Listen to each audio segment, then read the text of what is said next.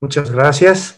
Pues con motivo del mes del amor, próximo domingo, lo celebramos con esta conferencia que es parte de las actividades académicas y culturales del Cancer Center TEC-100. Y pues comenzamos con el pie derecho con esta presentación y me da mucho gusto que el doctor Julio Granados Arreola esté con nosotros. Él es médico egresado de la UNAM, estudió ciencias médicas y es médico internista. Posteriormente acudió a Harvard a estudiar inmunogenética y ha desarrollado un sinnúmero de proyectos de investigación en el campo de la inmunogenética. Dos de las áreas más destacadas es en trasplantes, en el que actualmente es jefe del Departamento de Trasplantes del Instituto Nacional de la Nutrición, Salvador Subirán, y además el vínculo entre enfermedades más o menos comunes con el sistema HLA, identificando y haciendo el diagnóstico de muchas de ellas que de otra manera sería imposible determinar, con el plus de que pueden tener un manejo terapéutico mejor. Y yo hace años escuché una plática de él con este tema y me pareció sumamente científica e interesante. Así que podemos aprender mucho con esta plática y sobre todo puedo decir que el doctor Granados es una excelente persona con muchos valores y al cual le agradezco la relación de amistad que tenemos y que haya aceptado esta plática. Muchas gracias, Julio. Adelante, por favor. Muchas gracias a ustedes por la invitación y el honor de presentarles parte del trabajo que hemos hecho en el Hospital de Nutrición junto con el Hospital Dana-Farber Cancer Institute en Boston, donde me entrené. Este tema me interesó mucho porque cuando yo estaba en la escuela de medicina me daba cuenta que las muchachas no me hacían caso. Veía yo que mis compañeros eran muy exitosos con ellas, pero pues a mí nadie me hacía caso. Nunca supe por qué, hasta que ahora que me eduqué en la inmunogenética entendí que hay una base genética de la atracción de pareja. Entonces eso me dio la tranquilidad de que yo no estaba haciendo nada malo. Pero mucho tiempo sufrí de tal manera que la primera persona que me hizo caso, con esa me casé.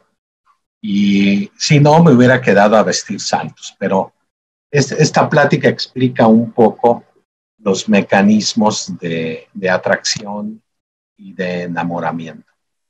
Tiene dos mitades la plática. La primera mitad habla de este tema de la inmunología y de la genética. Lo que vamos a estudiar son los genes que regulan la respuesta inmune. Y la segunda mitad es qué tiene que ver la inmunogenética con el amor. Entonces, lo primero que me parece pertinente es recordar algunos aspectos de la inmunología. Esta palabra inmunología ya se usaba desde el Imperio Romano. Viene del latín immunis y significa alguien que está exento, se usaba entonces para denotar a alguien que estuviera exento del pago de impuestos. Ya vemos que ahora muchos políticos pues estarían catalogados como inmunes, porque a los empresarios, no a todos, a los políticos, no a todos, les produce aversión el pago de impuestos. En el Imperio Romano dirían que están inmunes. Pero después la biología adoptó ese concepto de inmunología para centrar la estrategia que el cuerpo humano tiene para defenderse de, sobre todo, enfermedades infecciosas, resistencia a las infecciones. Y ahí el sistema inmune tiene dos estrategias. Una primera, que ahora se ha vuelto muy famosa con la pandemia de COVID-19, porque este coronavirus tiene la habilidad de bloquear muchos de los elementos de esta primera estrategia, la inmunidad que llamamos natural o innata, que es un tipo de inmunidad. Hay células, hay moléculas que no les interesa la especificidad, por eso también se le conoce como inmunidad inespecífica. Y lo que le interesa es la rapidez con que actúa en minutos. Y la segunda estrategia es otro tipo de inmunidad que al revés, le interesa muchísimo la especificidad, tiene un alto poder de discriminación y se le conoce también como inmunidad adaptativa. Aquí es donde intervienen los linfocitos. Hay dos tipos, el linfocito T y el linfocito B, productor de anticuerpos. Cuando uno mide la inmunidad en la infección por COVID-19, debe tomar en cuenta que hay dos estrategias de inmunidad, la innata y la adaptativa. Eso quiere decir que hay que medir no solo la producción de anticuerpos, sino la activación celular, tanto de la innata como de la adaptativa. Entonces, estas dos estrategias se encargan de mantener un equilibrio entre las bacterias y el cuerpo humano. Nosotros no nos damos cuenta, pero nuestro cuerpo está lleno de bacterias. Una persona como yo, que mide 1,75, pesa 90 kilogramos, tiene en su cuerpo aproximadamente 5 kilogramos de bacterias. 5 kilogramos. Por eso cuando la báscula dice 90, no me peso, yo digo 85, que 5 no son míos, son de las bacterias. Fíjense qué importante es saber inmunología, porque con eso baja uno de peso. Ya ustedes también le pueden ir quitando algunos kilos a su peso. Y esos 5 kilogramos se distribuyen en epitelios. La piel es un epitelio. Mido 1,75, pero mi piel tiene alrededor de 3 metros cuadrados de superficie. Y el epitelio intestinal y el epitelio respiratorio tienen alrededor de 150 metros cuadrados de superficie. Imaginen, 150 metros cuadrados de superficie. Por eso cuando hay una neumonía por COVID-19, estamos hablando de que invade 150 metros cuadrados de superficie. O sea, la inflamación es verdaderamente intensa. Para que haya un equilibrio, el sistema inmune debe estar bien controlado. Y ese es lo primero que vamos a aprender hoy. Ese control se lleva a cabo por un conjunto de genes que se conocen como genes del complejo principal de histocompatibilidad. Porque no es un gen, sino cientos de genes que se codifican en una región muy chiquita de 4,5 millones de pares de bases en el brazo corto del cromosoma 6 humano. Estos genes, si son cientos, uno puede suponer que tienen múltiples funciones. Yo estoy hablando de las funciones de regulación del sistema inmune, pero seguramente tienen otras funciones. Es de lo que trata esta plática. ¿Cuáles son las funciones no inmunológicas del complejo principal de histocompatibilidad? En términos de infecciones, hay un conjunto que llamaremos de clase 1 que codifica glicoproteínas en la membrana de las células, glicoproteínas que tienen como función acoplar antígenos, fragmentos de antígenos, péptidos, derivados de infecciones intracelulares. Estos genes de clase 1 acoplan los péptidos y activan linfocitos T CD8 citotóxicos. Por ello, una infección viral se eliminará a través de la citotoxicidad. Y también otros genes que se conocen como clase 2, que se expresan únicamente en las células que tienen capacidad de presentar antígenos y acoplan péptidos, pero ahora extracelulares, como las bacterias. Estos a su vez también codifican glicoproteínas, pero activan linfocitos CD4 inflamatorios. El linfocito CD4 es una célula orquestadora de la respuesta inmune. Los pacientes con SIDA, con HIV, infectados por HIV, al no tener CD4, pues sufren de infecciones bacterianas y de lo que mueren son de infecciones bacterianas, no virales.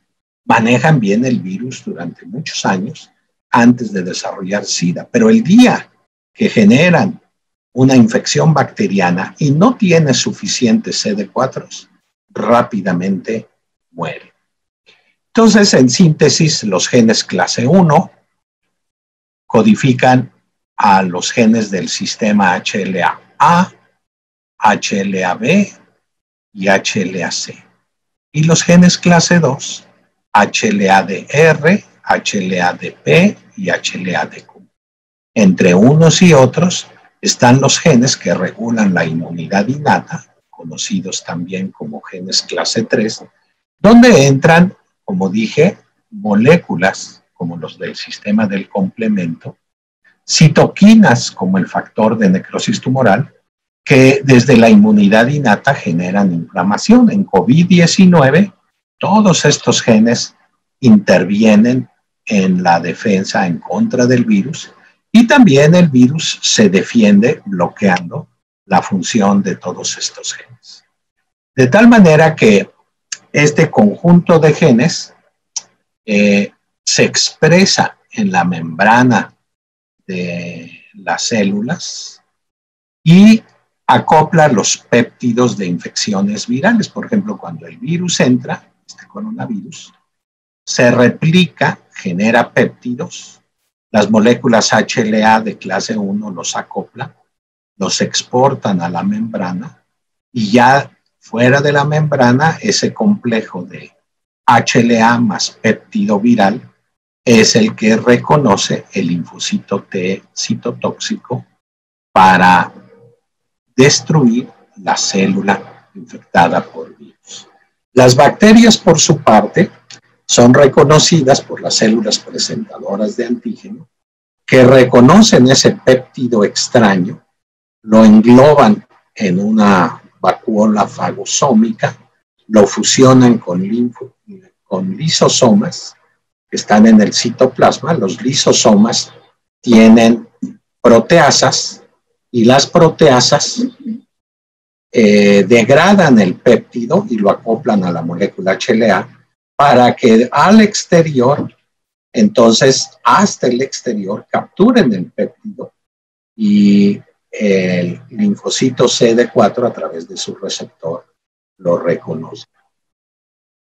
Estos hechos son fundamentales en biología. El doctor Jean Dosset, en Francia, en la década de los años 50 del siglo XX, identificó estas moléculas, les llamó HLA, que quiere decir antígenos leucocitarios humanos, quiere decir que son como los grupos sanguíneos, nada más que en lugar de estar en los glóbulos rojos, están en los glóbulos blancos, antígenos leucocitarios humanos.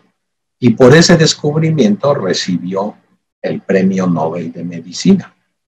Posteriormente, varios investigadores, uno de ellos, el doctor Baruch Benacerraf, quien fue el director del Dana-Farber Cancer Institute cuando yo me entrené, identificó que más que antígenos leucocitarios, muy importantes en los programas de trasplante. Estos genes, su verdadera función es que regulan la respuesta inmune. Los identificó como Immune Response Genes, genes de respuesta inmune. Y por esa demostración también recibió el Premio Nobel de Medicina. Posteriormente, los doctores Ralph Zinkernagel y Peter Doherty demostraron que el receptor de los linfocitos no puede identificar el péptido aislado, tiene que estar acoplado a la molécula HLA. Y lo que reconoce no es el péptido solo, ni el HLA solo, sino el complejo HLA péptido. Ellos le llamaron a este fenómeno, muy importante, restricción por el HLA. Y por ello también recibieron Premio Nobel de Medicina. O sea, esta diapositiva tiene 3 premios Nobel de Medicina. Entonces, estamos ante un conjunto de genes verdaderamente importantes, no solo para defendernos, sino muy probablemente porque estos genes cumplen otras funciones en biología. Este es el tema que nos ocupa el día de hoy. Uno de los pioneros de la inmunogenética, el doctor Jan Klein,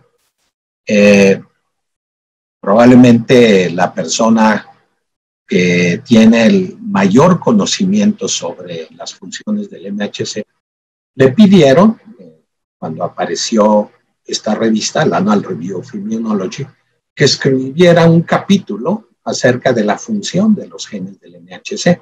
Y el doctor Jan Klein, en 1983, dijo, pues no sabemos cuáles son las verdaderas funciones. El título del capítulo es muy interesante porque le llamó el MHC o el acto final. The MHC or the Final Act. 1983, porque dijo, en 1983 no sabemos cuál es la función, porque debemos esperar a que llegue la biología molecular para conocer la verdadera función. En 1983 nadie extraía DNA todavía. Por lo tanto, pues no se conocía el genoma humano que hoy conocemos, no se conocía muchas de las herramientas para analizar, para hacer las vacunas que hoy tenemos de RNA y DNA para COVID-19, no se podían hacer porque nadie tenía las herramientas de la biología molecular. Pero Jan Klein anticipó que ya venían, y como de hecho ocurrió, y dijo, mientras llegan, lo único que podemos decir es que el MHC nos ha jugado varios trucos a quienes los hemos estudiado. La primera característica que tienen estos genes es que tienen una variación genética enorme. Cada uno de nosotros tiene un código genético. De todo el genoma humano, la región más polimórfica es la región del MHC, donde está el HLA. Otra parte importante es que el producto del gen debería verse cómo es que acoplan los péptidos. ¿Dónde está esa variación genética? El doctor Jack Strominger, jefe de bioquímica de la Escuela de Medicina de Harvard, hizo análisis de cristalografía de rayos X y encontró que el sitio de mayor variación es donde se acoplan los péptidos. Es la región captadora del péptido, que tiene una estructura de 5 cadenas beta plegadas y 2 alfa hélices, tanto los genes de clase 1 como los genes de clase 2. Y la célula presentadora de antígeno lo que hace es procesar el antígeno, exhibir los determinantes antigénicos, que los inmunólogos llamamos epítopes, exhibe los epítopes, los fragmenta en tamaños muy pequeños, de 9 a 12 aminoácidos, y los ancla en regiones específicas que se llaman nichos o en inglés pockets. Y el pocket 1 y el pocket 9, los aminoácidos de esa región, son los que determinan el tipo de péptido que se va a anclar. Pensemos en una infección por el coronavirus SARS-CoV-2 que nos dé a todos nosotros, como cada uno de nosotros tiene una secuencia genética diferente en estos pockets, quiere decir que cada uno de nosotros va a acoplar péptidos diferentes. Es la misma infección, pero péptidos diferentes. Y péptidos diferentes se asocian con fenotipos clínicos diferentes. Como estamos viendo, el coronavirus SARS-CoV-2 da una gran cantidad de fenotipos clínicos. Unos son asintomáticos, ni siquiera se dan cuenta. Otros tienen una infección leve, quedándose en casa. Otros desarrollan una enfermedad grave, pero que puede remitir. Y otros van a terapia intensiva y mueren. O sea que esa variación genética es diferente en China, en Europa, en Estados Unidos y desde luego en México. Lo que nosotros hemos estudiado en la población mexicana, particularmente en comunidades indígenas, todas las comunidades indígenas las hemos estudiado. Y lo que hemos encontrado son fenómenos de generación de nuevos alelos. Hay que recordar que la población mexicana hace exactamente 500 años, en 1521, este año se conmemoran 500 años de la conquista de la Gran Tenochtitlan. En esa época, cuando Cortés quiso conquistar por primera vez México, el 8 de noviembre de 1519, fue derrotado.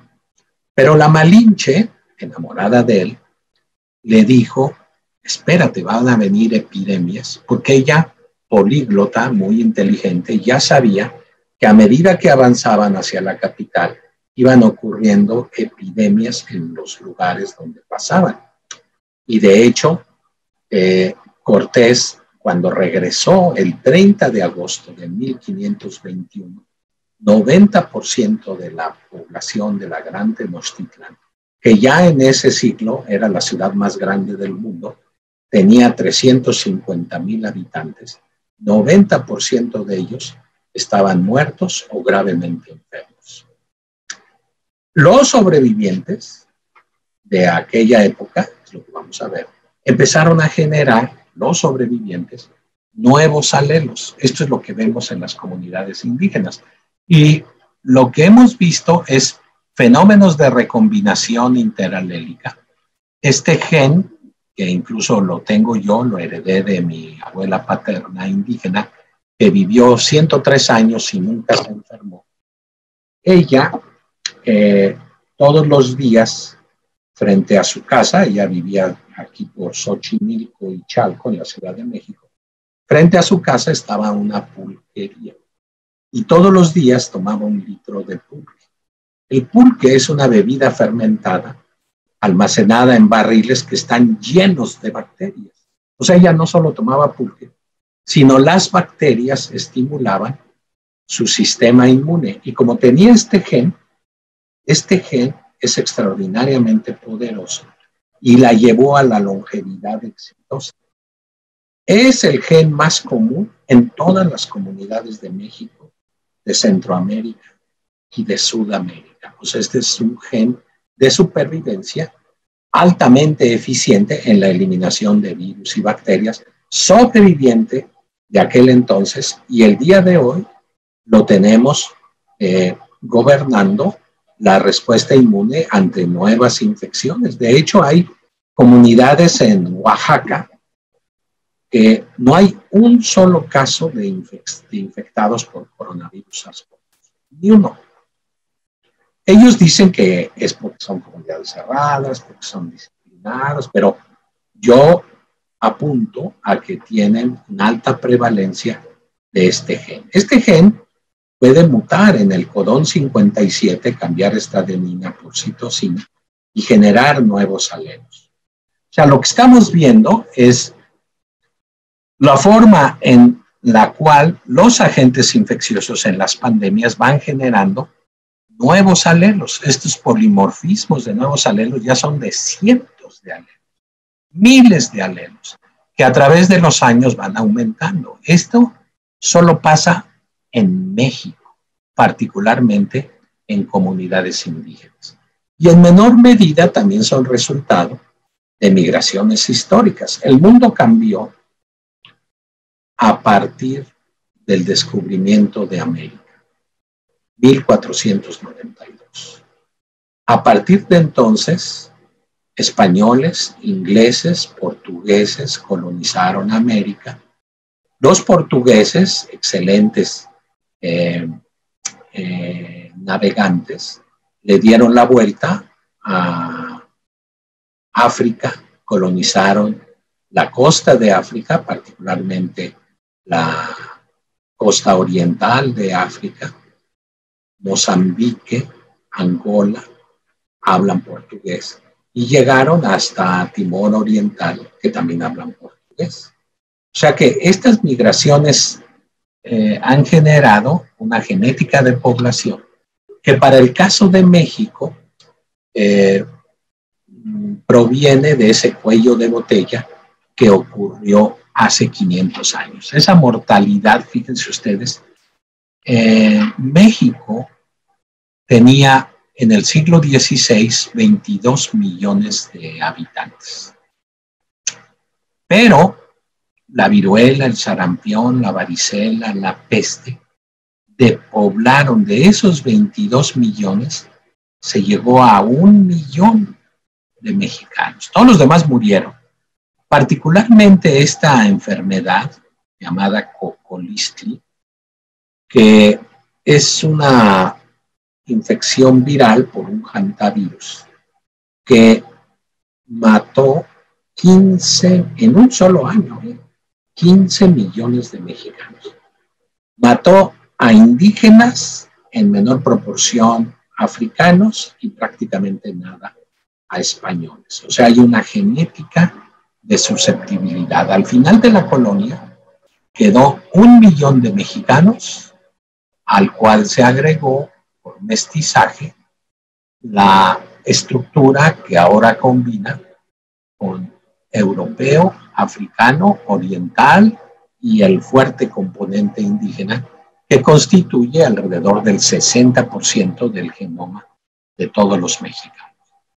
Este es otro ejemplo de cómo los agentes infecciosos, por ejemplo el Helicobacter pylori, que puede generar un cáncer gástrico, en algunas personas es un comensal, o sea, no genera cáncer.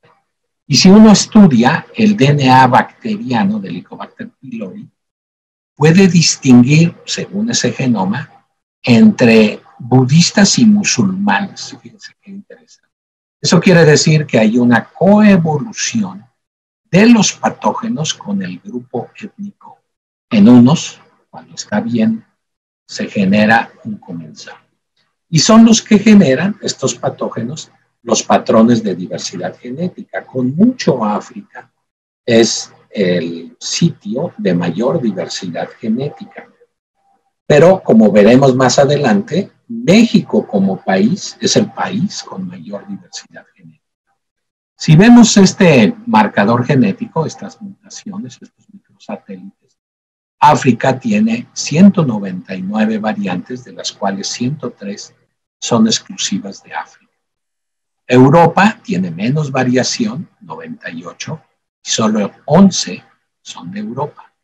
Asia, menos variación que Europa, y solo 8 son asiáticas, a pesar de que hay 1.500 millones de chinos. Son 1.500 millones, pero todos igualitos. De hecho, si una china se queda viuda, le pueden cambiar de chino y no se da cuenta. Fíjense qué interesante. Ahora, si uno lo aplica a las enfermedades, vean ustedes cómo esa variación de los genes clase 1, por ejemplo el B8, es el más común en Europa y este da susceptibilidad a tuberculosis. Por eso a los europeos, todos los europeos famosos han muerto de tuberculosis. En cambio, el B57, que es de origen escandinavo, la variante 57 del HLA-B, se infecta con el virus de HIV y tienen resistencia a desarrollar SIDA.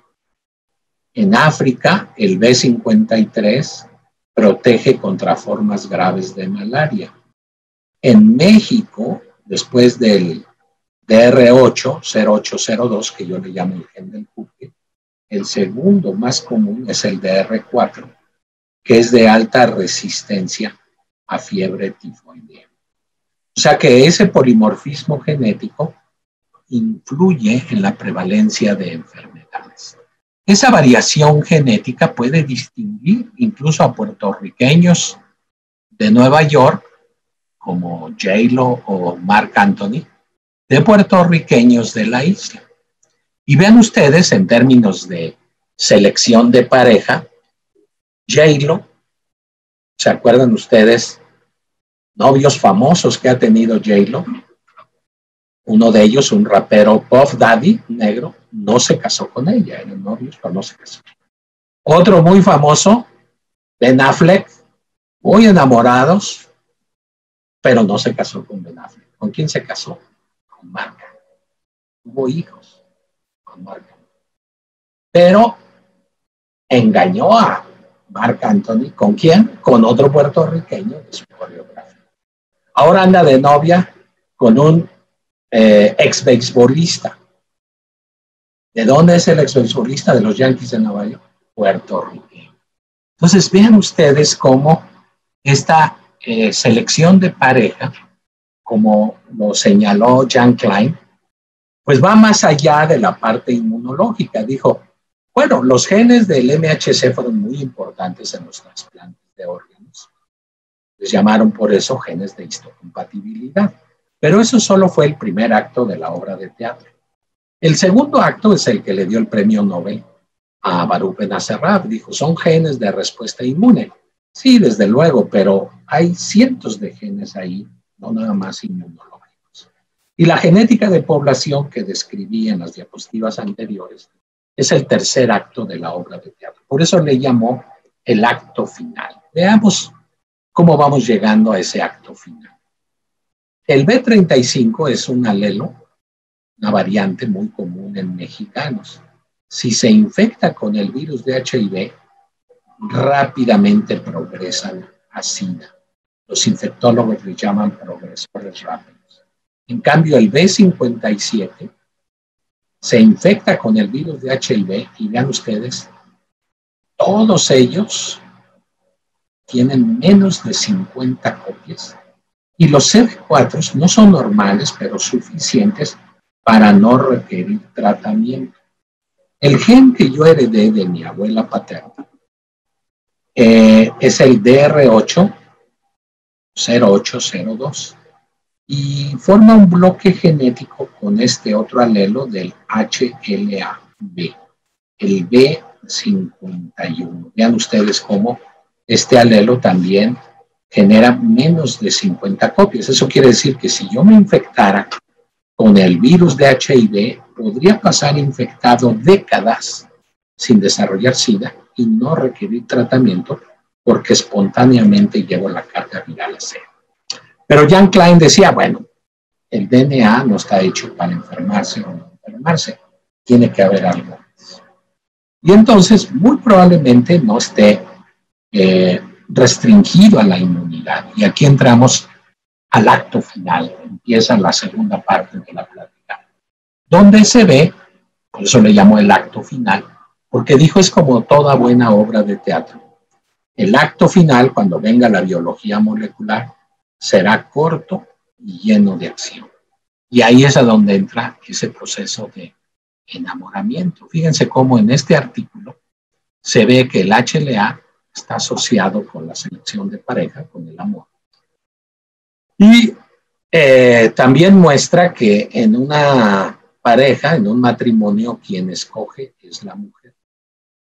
Y la mujer escoge a su esposo oliendo el HLA que se expresa en los líquidos corporales del marido potencial.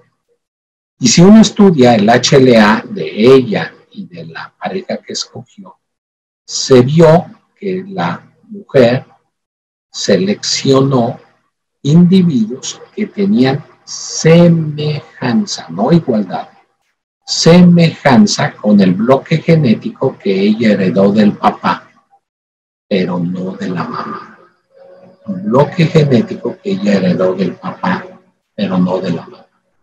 Entonces, a las mujeres se les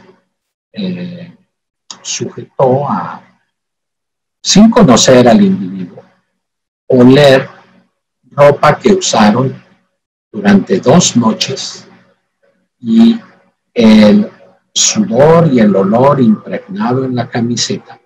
Se les preguntó a las mujeres, guardaron la camiseta en una caja y se les dijo, si tuvieras que oler esto toda tu vida, califícalo en una escala del 1 al 100, entre muy agradable, medianamente agradable o totalmente desagradable. Y las mujeres escogieron según el HLA que ellas heredaron de su papá, pero no de su mamá. Vean ustedes cómo estos individuos de la diapositiva, el individuo 1 en el gen HLA-A tiene la variante 11 y la variante 31, en el gen B la variante 27 y la 35, el C el 2 y el 4, el DQ el 302 y el 501 y el DR1 y DR4.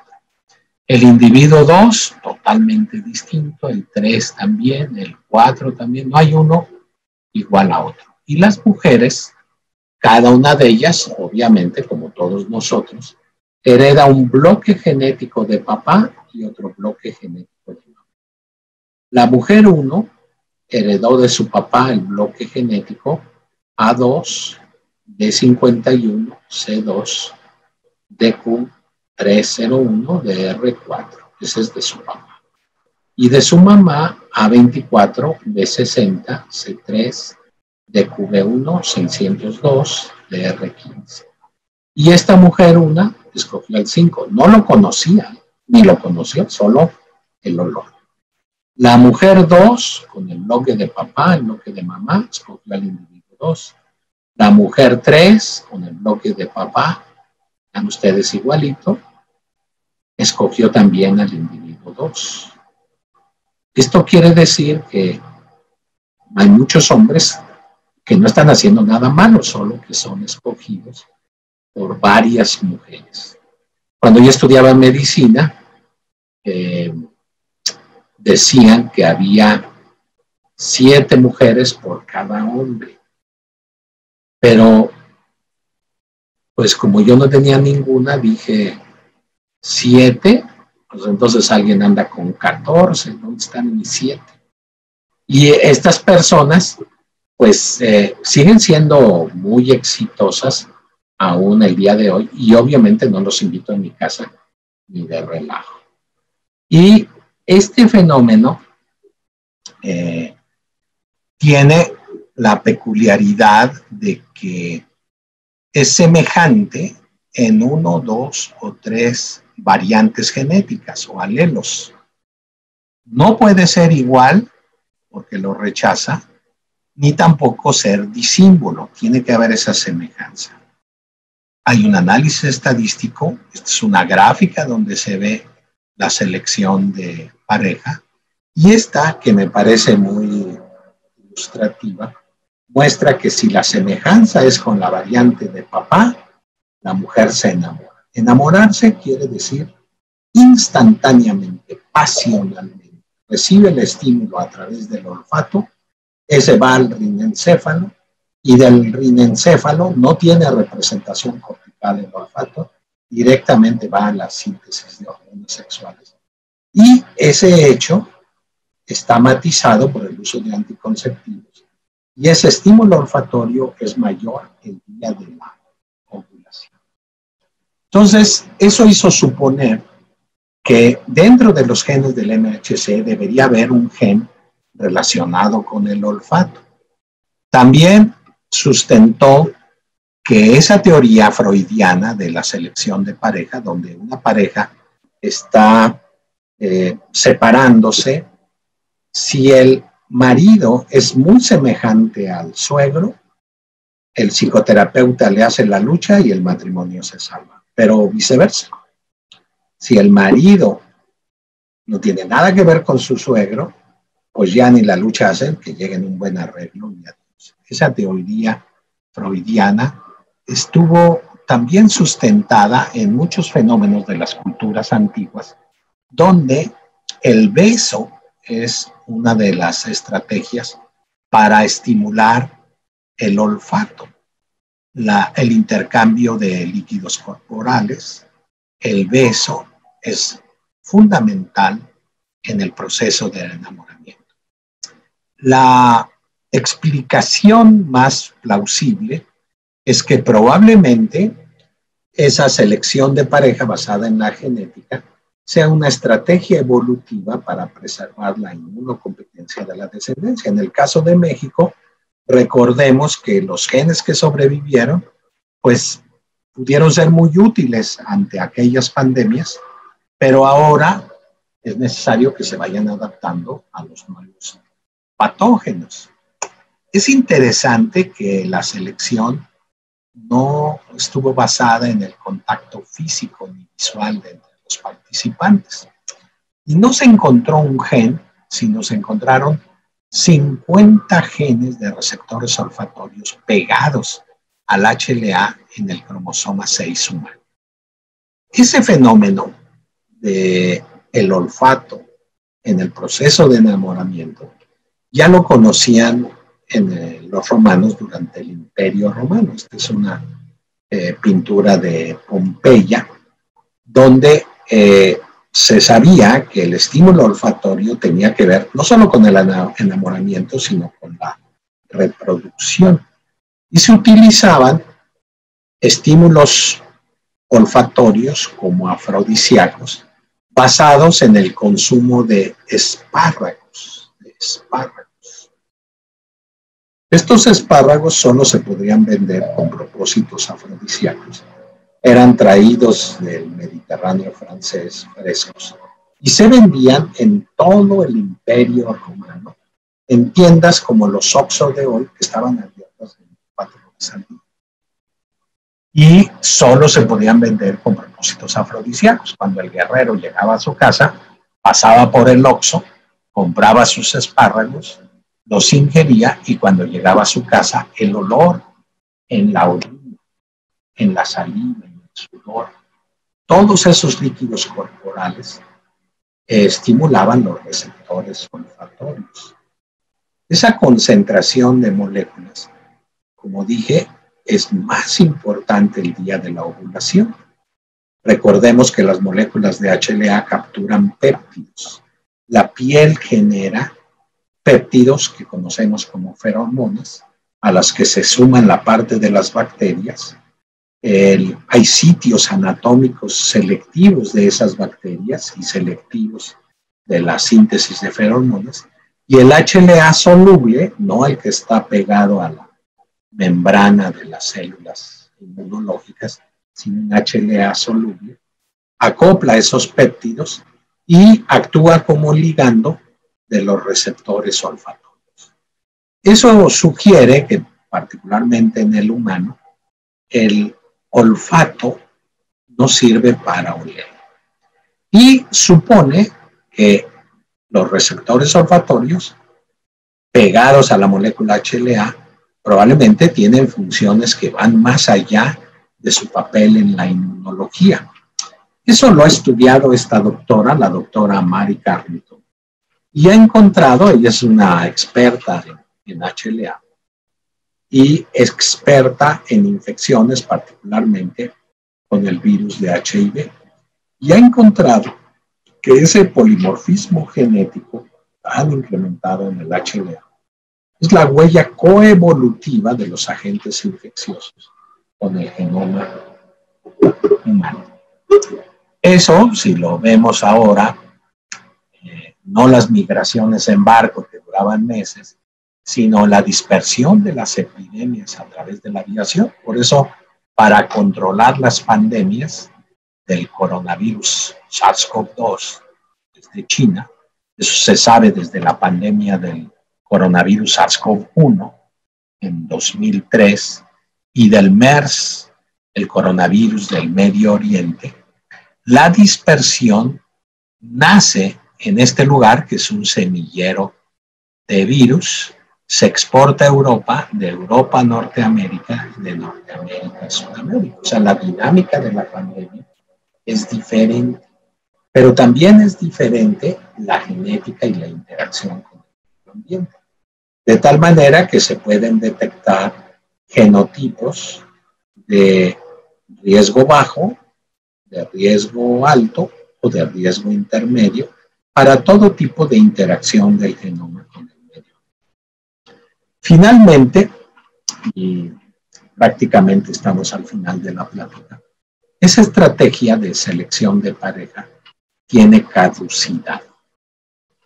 No dura toda la vida. El hombre, a través de sus líquidos corporales, estimula a la mujer se estimula a través del olfato. El equivalente del olfato en el hombre es la vista. Pero el estímulo olfatorio que hacía muy feliz a la pareja desaparece el día que nace el último de los hijos en un matrimonio. Eso ocurre aproximadamente a los 40 y tantos años. Y de pronto la mujer ya no le es atractivo el marido. El marido no sabe lo que pasa. Los matrimonios empiezan a entrar en crisis, se llaman la crisis de la Edad Media, pero en realidad lo que está ocurriendo es que el hombre se equivoca porque cambia a su mujer de 40 por 2 de a 20 y tampoco le funciona. Entonces, lo que debe hacer el hombre para seguirle gustando a la mujer, a su esposa, es tener estas 4 características.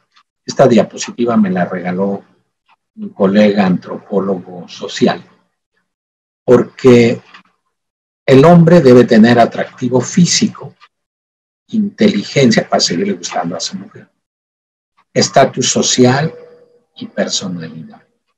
Atractivo físico tiene que ver con la altura, o sea, los maridos altos le van a seguir gustando a su esposa, pero el chaparrito tiene que hacer esfuerzo. La simetría facial. Los individuos de cara angulada le van a seguir gustando a la mujer, pero desafortunadamente el hombre se empieza a poner cachetón, mofletudo. El índice cintura-cadera es muy importante, el hombre empieza a engordar. O sea, hay que cuidar estos factores para seguir teniendo atractivo físico. La inteligencia, que es resultado de la eficiencia neurofisiológica. Por ejemplo, el tamaño del vocabulario que se usa. Puede ser que cuando se casaron, pues hablaba hasta de una manera no cuidada, hasta con palabras soeces, pero con poco vocabulario además. Y no, para tener mucho vocabulario hay que leer, hay que tener sentido del humor, conocimiento del mundo, saber contar historias creativas, dar conferencias. Por ejemplo, yo le dije a mi esposa que iba a dar esta conferencia para que ella esté atenta, claro, que vea las conferencias que da su esposo.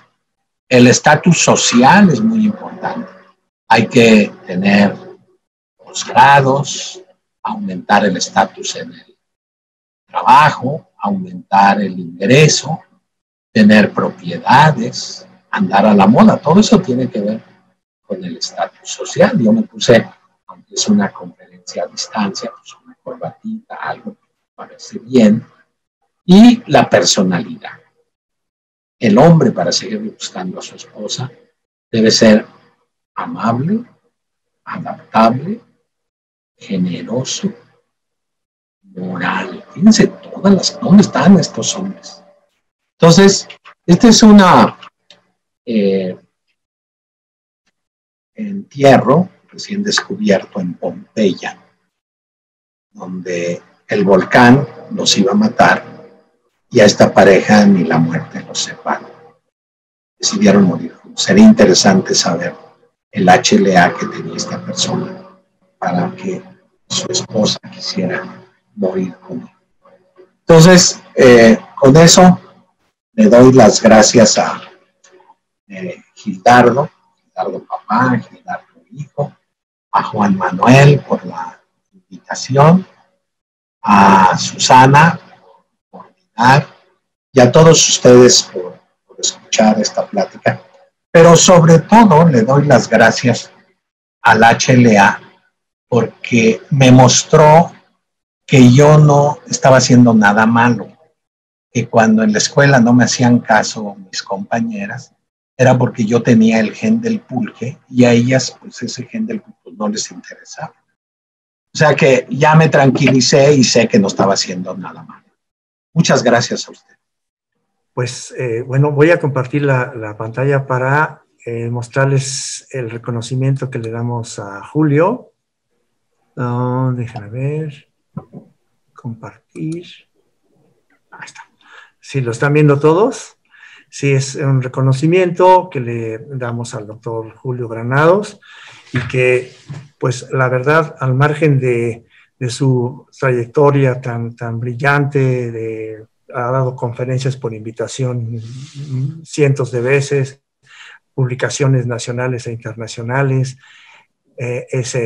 pertenece al Sistema Nacional de Investigadores y todo, y pues yo creo que este diploma, este reconocimiento, los hemos con todo cariño y con la esperanza de que se lo enseñe a su esposa, porque como él dice, el dar conferencias da un plus para que lo amen más y este 14 de febrero te celebren y la disfrutes muchísimo.